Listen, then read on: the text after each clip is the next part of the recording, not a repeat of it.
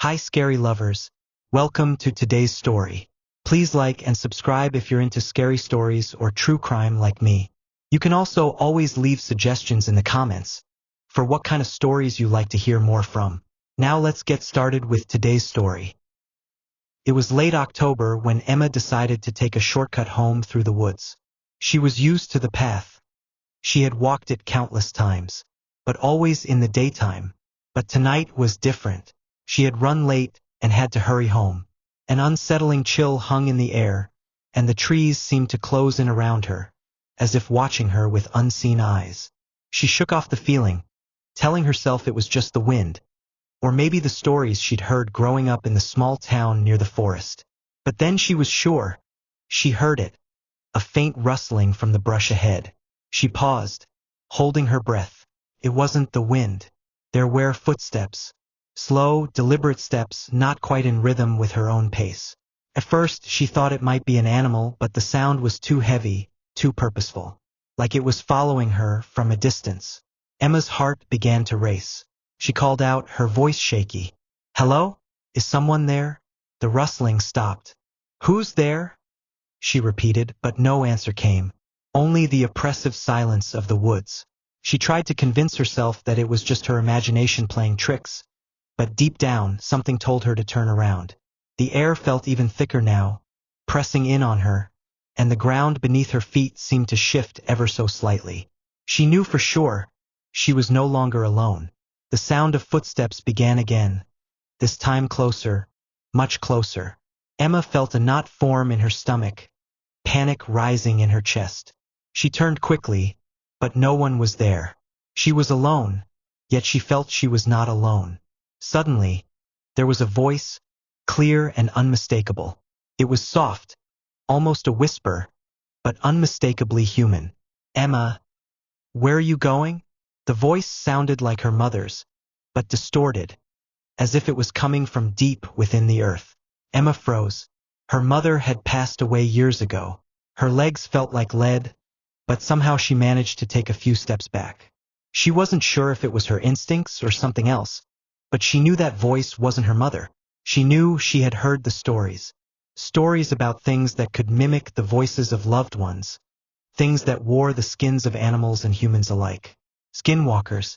The footsteps grew louder again, closer, closer. She turned to run, but her feet wouldn't move. Something was holding her in place. A presence far too close to her skin. She could feel the heat of it, like the air was thick with malice. A figure stepped out of the trees, its shape hunched and unnatural. It was tall, too tall, its limbs elongated with joints that bent in ways they shouldn't. It wore the skin of a deer, but its eyes, those eyes, glowed like an unnatural amber, full of something ancient and predatory. The face was almost human, but it was wrong, like a mask, twisted and stretched beyond recognition. Emma wanted to scream, but her throat had gone dry, her breath coming in shallow gasps. The creature stepped forward, its body contorting as it moved, its distorted human-like fingers reaching for her. "Emma?" it said again, but this time it was her voice, her own voice, twisted and echoed back at her.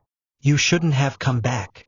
The skinwalker's mouth stretched wide into a grotesque grin, and Emma could hear the bones in its body cracking as it moved closer.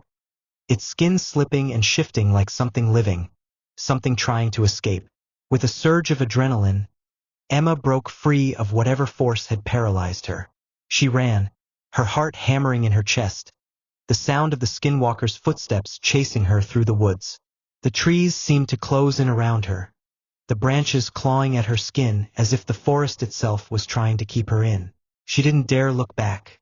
When she finally broke free of the woods and stumbled out onto the road, gasping for breath, the creature was gone. The air was still, almost serene.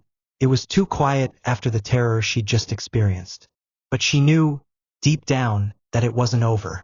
It had followed her, and it always would. The skinwalker was never far behind. Emma thought she had escaped, but the chill never left her. It clung to her skin like a second layer, a reminder of the thing that had stalked her through the woods. Her heart still thudded in her chest as she walked the last mile home. But when she reached the edge of her small town, the feeling didn't fade. She paused and stared back and couldn't shake the feeling that there in the threshold of the woods, something was staring back. The trees looming darkly in the distance. For days, Emma tried to shake the memory of what she'd seen, but it gnawed at her. She couldn't escape the feeling that the woods were watching her, waiting. Every evening when she looked out her window, the dark line of trees at the edge of town seemed to move with an unnatural purpose, their shapes shifting in the wind. The more she thought about it, the more she understood. The Skinwalker had never left the forest. It didn't need to chase her. It had been waiting. The more she spoke to the locals, the more Emma began to piece together the horrifying truth. They didn't speak openly about the old legends, not to outsiders. But to Emma, a town-born native, the whispers grew louder. She heard things, fragments of conversations, warnings half-spoken in hushed tones. It's always on the edge. It roams around the woods, watching for those who wander too close. No one had ever told her the full story of the Skinwalker, not in detail. But she started to piece it together from bits and pieces of what she overheard. The creature, or whatever it was, wasn't confined to the deep, shadowy heart of the woods. It lingered near the edge, where the forest met the open land, just far enough to remain hidden in plain sight. It didn't need to hunt far. It thrived on proximity, on watching, on waiting. They said the Skinwalker had once been human, a man, cursed by dark magic, driven mad by the power he wielded. It wasn't just the skin it wore. What he had become was worse than a mere monster.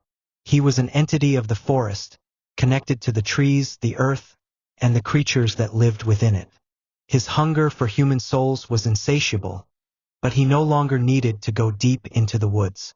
He had learned to hide at the edges, watching from the periphery until someone was foolish enough to step into his realm. And that's when he took them, when they least expected it, when they ventured too close to the boundary, the place where nature and man collided. It wasn't just Emma who had been followed.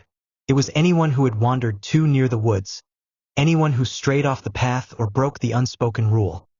Never go near the edges after dark. Emma realized now that she had always been on the edge, even before the night she had encountered the Skinwalker. It wasn't just a forest. It was a boundary, a threshold between two worlds, and the creature had never truly left. It simply bided its time. It was always there, a dark presence that faded into the trees at dusk, its watchful eyes waiting for the next victim to step too close. That night, Emma couldn't sleep. She lay in bed, staring at the ceiling, feeling the weight of the forest pressing in from outside. She kept seeing those amber eyes, those distorted limbs, the thing that had worn a deer's skin like a costume, the thing that had learned her name, that had echoed her voice back to her, twisting it into something unrecognizable. The terror of the woods was something that never left. A few days later, as Emma walked home from the store, she caught sight of something strange.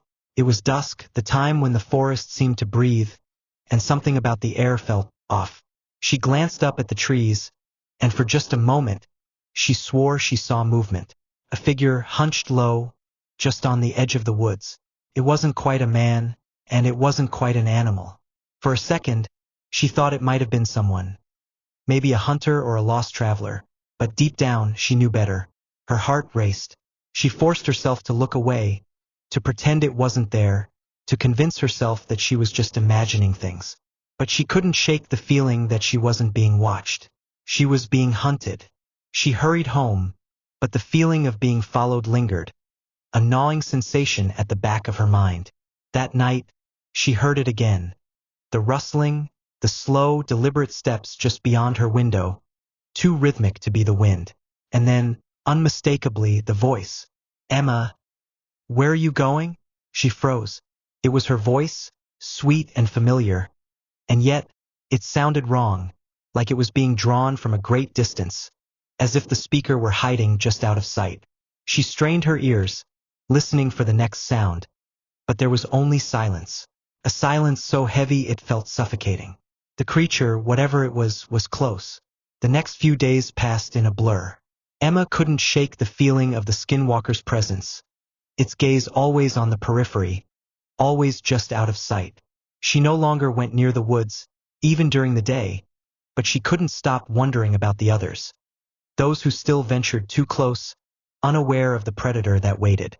She had seen it. She knew now that the Skinwalker wasn't a creature of the deep woods. It was the thing that lurked at the edges, the thing that wore the skins of both animals and people, a twisted reflection of the world that bled into reality. And when the darkness fell, it would slip from the shadows, hungry for those who dared to tread too close. Emma began to wonder if anyone ever really left the woods. Thanks for listening to today's story. Please like and subscribe if you're into scary of true crime stories like me. Let me know down below what kind of stories you like to hear more from. Stay safe and I'll be back tomorrow.